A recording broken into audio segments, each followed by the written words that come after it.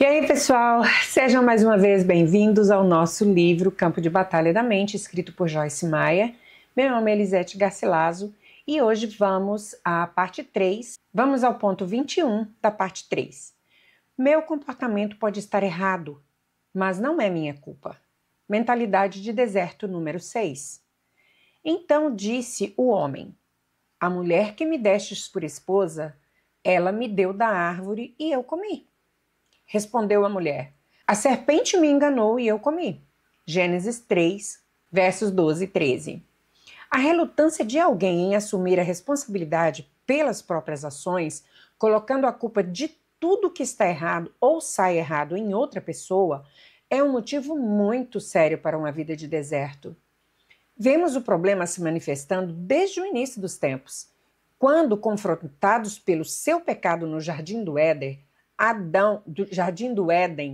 Adão e Eva culparam um ao outro, a Deus e ao diabo, evadindo-se, portanto, da responsabilidade pessoal pelas ações deles.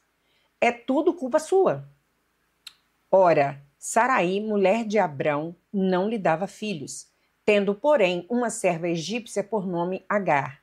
Disse Sarai a Abrão: eis que o Senhor me tem impedido de dar luz a filhos. Toma, pois, a minha serva, e assim me edificarei com filhos por meio dela. E Abrão anuiu ao conselho de Sarai. Então Sarai, mulher de Abrão, tomou Agar, egípcia, sua serva, e deu-a por mulher a Abrão, seu marido, depois de ter ele habitado por 10 anos na terra de Canaã. Ele a possuiu e a concebeu. Vendo ela que havia concebido, foi sua senhora por ela desprezada. Disse Sarai a Abrão: seja sobre ti a afronta que se me faz a mim. Eu te dei a minha serva para que a possuísses. Ela, porém, vendo que concebeu, desprezou-me. Julgue o Senhor entre mim e ti. Respondeu Abrão a Sarai: a tua serva está nas tuas mãos. Procede segundo melhor te parecer. Sarai humilhou-a e ela fugiu de sua presença. Gênesis capítulo 16, do verso 1 ao 6. A mesma cena, representada por Adão e Eva, é vista aqui na disputa entre Abrão e Sara. Eles estavam cansados de esperar para que Deus cumprisse sua promessa de uma criança nascida deles. Então apelaram para a carne e fizeram do jeito deles. Quando as pessoas saíram erradas e começaram a causar problemas, eles começaram a culpar um ao outro.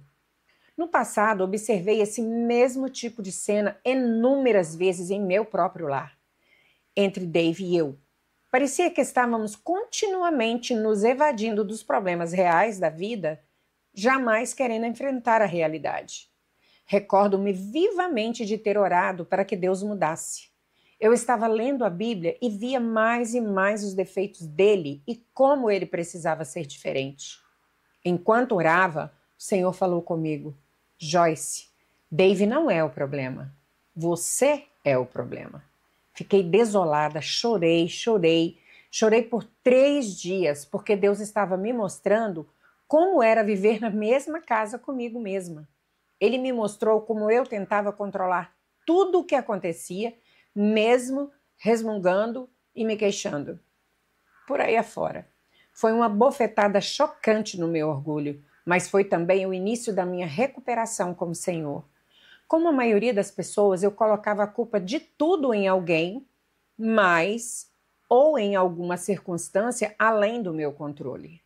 Pensava que estava agindo mal porque havia sido abusada, mas Deus me disse: o abuso pode ser a razão de você agir dessa forma, mas não o use como desculpa para permanecer assim. Satanás trabalha com afinco em nossa mente, construindo fortalezas que nos impedem de enfrentar a realidade, a verdade. A verdade nos libertará, e ele sabe disso.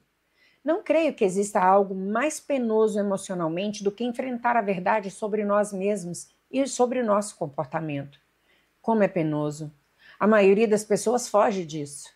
É razoavelmente fácil enfrentar a verdade sobre alguma coisa ou outra pessoa, mas quando precisamos nos enfrentar, achamos muito mais difícil. Minha lista de desculpas porque estava agindo mal era infindável.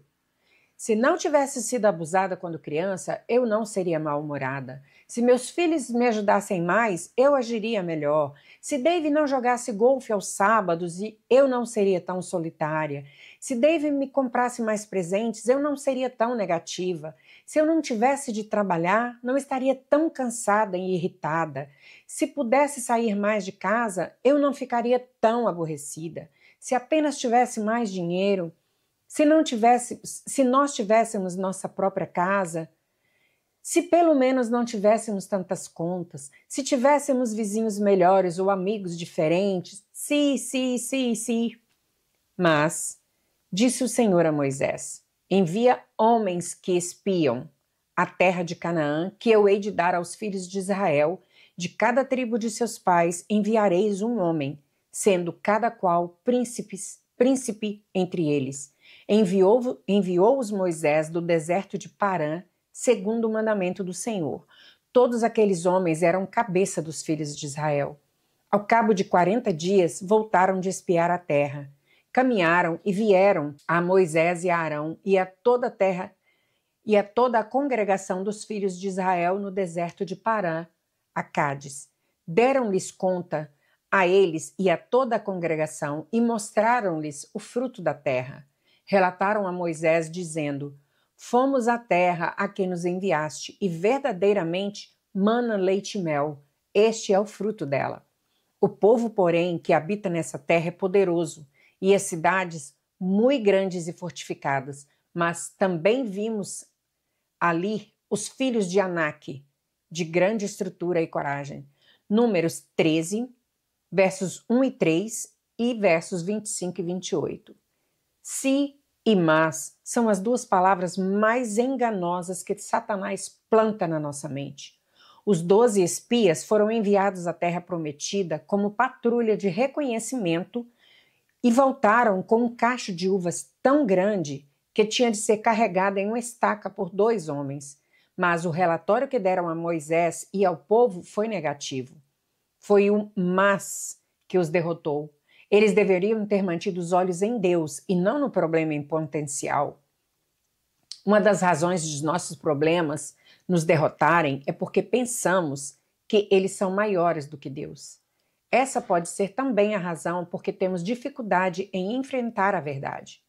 Não estamos certos de que Deus pode nos mudar, então nos escondemos de nós mesmos, em vez de nos encararmos como realmente somos. Agora não é mais tão difícil encarar a verdade sobre mim mesma, quando Deus está tratando de mim, porque sei que Ele pode me mudar. Eu já vi o que Ele pode fazer e confio nele. Entretanto, no início da minha caminhada com Ele, era difícil. Tinha passado a maior parte da minha vida me escondendo de uma coisa ou de outra. Tinha vivido na escuridão por um tempo tão longo que sair para a luz não foi fácil. A verdade no íntimo. Compadece-te de mim, ó Deus, segundo a tua benignidade, e segundo a multidão das tuas misericórdias. Apaga as minhas transgressões, lava-me completamente da minha iniquidade e purifica-me do meu pecado. Pois eu conheço as minhas transgressões e o meu pecado está sempre diante de mim. Pequei contra ti somente, e fiz o que é mal perante os teus olhos, de maneira que serás tido por justo no teu falar e puro no teu julgar. Eu nasci na iniquidade e em pecado me concebeu minha mãe. Eis que te comprases na verdade no íntimo e no recôndito me fazes conhecer a sabedoria. Salmo 51, do verso 1 ao 6. No Salmo 51, o rei Davi estava clamando a Deus por misericórdia e perdão, porque o Senhor estava tratando com ele sobre seu pecado com Batseba e o assassinato de seu marido. Acredite ou não, o pecado de Davi havia ocorrido 1 ano antes de esse salmo ser escrito, mas ele não o havia encarado e nem reconhecido. Ele não estava enfrentando a verdade, mas enquanto se recusasse a fazê-lo, não poderia se arrepender. Se confessarmos os nossos pecados, Ele é fiel e justo para nos perdoar os pecados e nos purificar de toda injustiça. Se dissermos que não temos cometido pecado, fazemo-lo mentiroso e a sua palavra não está em nós. 1 João, capítulo 1, versos do 8 ao 10. Deus é rápido para nos perdoar se nos arrependermos verdadeiramente, mas não podemos nos arrepender se não enfrentarmos e reconhecermos a verdade sobre o que fizemos. Admitir que fizemos alguma coisa errada, mas então dar uma desculpa para o erro, não é a maneira de Deus de enfrentar a verdade. Queremos nos justificar e as nossas ações, mas a Bíblia diz que nossa justificação encontra-se somente em Jesus Cristo. Romanos capítulo 3, do verso 20 ao 24. Eu e você fomos justificados diante de Deus depois de pecarmos apenas pelo sangue de Jesus, não por desculpas. Lembro-me de quando uma vizinha me telefonou um dia e me pediu para levá-la ao banco naquele momento, antes que ele fechasse, porque o carro dela não estava ligando. Eu estava ocupado fazendo minhas coisas e não queria parar. Então fui rude e impaciente com ela. Assim que desliguei o telefone, senti que tinha agido mal e que precisava ligar-lhe, pedir-lhe desculpa e levá-la ao banco. Minha mente estava cheia de desculpas que lhe daria por ter reagido tão mal. Não estava me sentindo bem, estava ocupada, eu mesma estava tendo um dia difícil e várias outras desculpas. Mas lá no meu espírito podia sentir o Espírito Santo me dizendo para não dar nenhuma desculpa. Apenas telefone-lhe e diga-lhe que você estava errada. Ponto final. Não diga nada além de eu estava errada e não há desculpas para a forma como me comportei. Por favor, perdoe-me e deixe-me levá-la ao banco. Posso dizer-lhe que foi difícil fazer isso. Minha carne estava sendo cortada. Podia sentir esta coisinha correndo em volta da minha alma desesperadamente, tentando encontrar um lugar para se esconder. Mas não há nada como esconder-se da verdade, porque a verdade é luz. A verdade é luz. No princípio era o Verbo, e o Verbo estava com Deus, e o Verbo era Deus. Ele estava no princípio com Deus. Todas as coisas foram feitas por intermédio dele, e sem ele, nada do que foi feito se fez. A vida estava nele, e a vida era a luz dos homens. A luz resplandece nas trevas, e as trevas não prevaleceram contra ela. João 1, versos do 1 ao 5. A verdade é uma das mais poderosas armas contra o reino das trevas. A verdade é luz, e a Bíblia diz que a escuridão jamais subjugou a luz e jamais subjugará. Satanás quer manter as coisas escondidas na escuridão, mas o Espírito Santo quer trazê-la à luz e tratar delas. Então podemos ser verdadeiramente, genuinamente livres. Jesus disse que a verdade nos libertaria. João 8,32. Essa verdade é revelada pelo Espírito Santo. O Espírito de verdade. Tenho ainda muito que vos dizer, mas vós não o podeis suportar agora. Quando vier, porém, o Espírito da verdade, ele vos guiará a toda a verdade. João 16, versos 12 e 13. Jesus poderia ter mostrado toda a verdade aos seus discípulos, mas ele sabia que eles não estavam prontos para isso. Ele lhes disse que eles teriam de esperar até o Espírito Santo descer do céu para ficar com eles e morar com eles.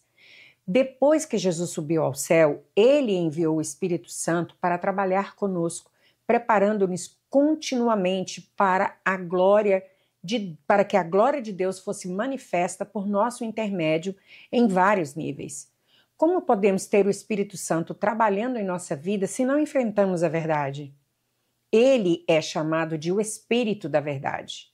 A faceta principal do seu ministério a nós é nos ajudar a enfrentar a verdade, trazer-nos a um lugar de verdade, porque apenas a verdade nos libertará.